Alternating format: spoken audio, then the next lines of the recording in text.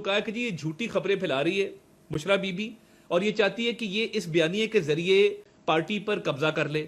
لیکن اب یہ بات ثابت ہوئی کہ ایک نہیں کئی ڈس انفارمیشن سیل چل رہے تھے. ایک رؤف حسن چلا رہا تھا علیمہ خان کے ساتھ مل کے, دوسرا ڈس انفارمیشن سیل جو علیمہ خان خود کہہ رہی ہیں کہ بشرا بی بی چلا رہی ہے, اور وہ جو ہارپک والی سٹوری تھی کہ جی زہر ڈالا جا رہا ہے, زہر دیا جا رہا ہے, وہ ساری سٹوری بھی اب کھل کے سامنے آ گئی کہ وہ بالکل جھوٹی تھی. اس کو علیمہ خان نے جھوٹا ڈکلیئر کیا اور کہا رؤف حسن کو کہ اس کو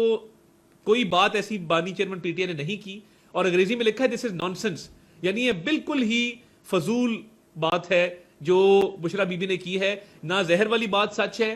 نہ ایسا کوئی مکالمہ بانی چیئرمین پی ٹی آئی اور جیلر کا ہوا, اور یہ باہر آ کے رو رہی ہیں. یہ جھوٹے بیانیے پر مبنی ایک ہمدردی کا بیانیہ جو بنا رہی ہیں, یہ اس میں کوئی حقیقت یا صداقت نہیں ہے.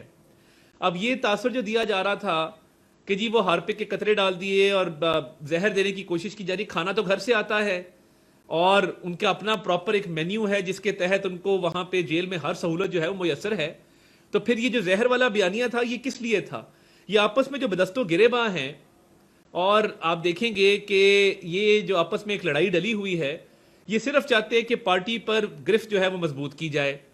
پارٹی پر قبضہ کرنے کی ایک کوشش ہے جس میں دونوں گروپس جو ہیں وہ ان کی لڑائی شدت اختیار کر گئی ہے. اور ہم کہتے تھے کہ انتشار کی سیاست مت کرو, نفرت کی سیاست مت کرو, تقسیم کی سیاست اس ملک میں مت کرو. اب آپ نے جب لوگوں کو تقسیم کیا, آج آپ کی اپنی پارٹی انتشار کا شکار ہے. آپ نے انتشار پھیلایا, آج آپ کی اپنی پارٹی انتشار کا شکار ہے. آپ نے لوگوں کو تقسیم کیا, نفرتیں پھیلائیں, آج آپ کی اپنی پارٹی میں نفرتیں پھیل رہی ہیں اور تقسیم جو ہے وہ جاری ہے. اور دیکھیے کہ وہ کہہ رہی ہیں کہ یہ شروع سے ہی جھوٹا بیانیہ لے کر چل رہی ہے بشرا بی بی. اب جو علیمہ گروپ ہے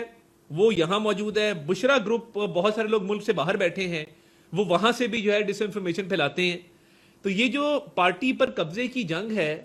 اور اس کے اندر جس طریقے سے ملک کو نقصان پہنچایا جا رہا ہے, بھئی ملک کا اس میں کیا قصور ہے کہ آپ اس پارٹی پر قبضے کی جنگ میں آپ اتنی نفرتیں پھیلاتے ہیں کہ آپ ملکی اداروں کے خلاف جو ہے وہ کیمپین چلاتے ہیں, آپ آئی ایم ایف کی ڈیل کو خراب کرنے کی کوشش کرتے ہیں,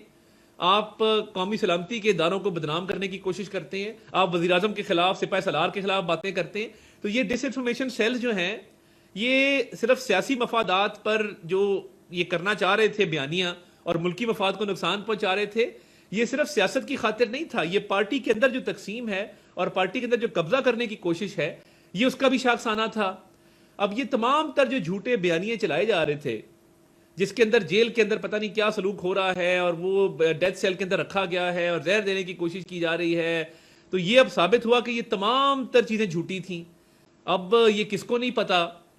کہ وہاں پہ ایک باقاعدہ پریزیڈنشل سویٹ بنایا گیا ہے, واکنگ گیلری بنائی گئی ہے, وہاں پہ باقاعدہ ایکسرسائز والی سائیکل ہے, سامان موجود ہے, کھانا اپنی مرضی سے دیا جاتا ہے, گھر سے کھانا آتا ہے. اب یہ جو دونوں خواتین کی جنگ ہے یہ آج سے جاری نہیں ہے, یہ شروع بہت پہلے ہو گئی تھی.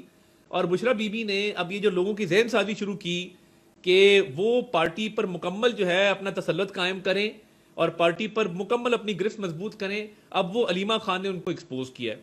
اور علیمہ خان صاحبہ کی اپنا جو بیانیہ ہے, آئے روز ملکی سالمیت کے خلاف جو بیان بازی چل رہی ہے, یہ دو ڈس انفارمیشن سیلز کے درمیان ایک جنگ جاری ہے کہ ملکی سالمیت کو سب سے زیادہ نقصان کون پہنچاتا ہے. ادھر سے زہر والی کیمپین چل رہی ہے, ادھر قومی سلامتی اداروں کے خلاف کیمپین چل رہی ہے. اور یہ ثابت ہوتا ہے کہ رؤف حسن کے ایک بہت قریبی روابط ہے علیمہ خان کے ساتھ, وہ ایک الگ ڈس انفارمیشن سیل چلا رہے تھے. تو میں یہ سمجھتا ہوں کہ ملکی اور قومی ایشوز پر توجہ دے, اور یہ جو آپس کی لڑائی ڈل گئی ہے اور پی ٹی آئی ٹوٹ پھوٹ کا شکار ہے اور کئی حصوں میں آج بٹ گئی ہے, یہی وجہ ہے کہ انہوں نے ملک پاکستان کو نقصان پہنچانے کی کوشش کی, انتشار کو, نفرت کو, تقسیم کو فروغ دیا. اور آج دیکھیں نا حماد اظہر نے کیوں ریزائن کیا,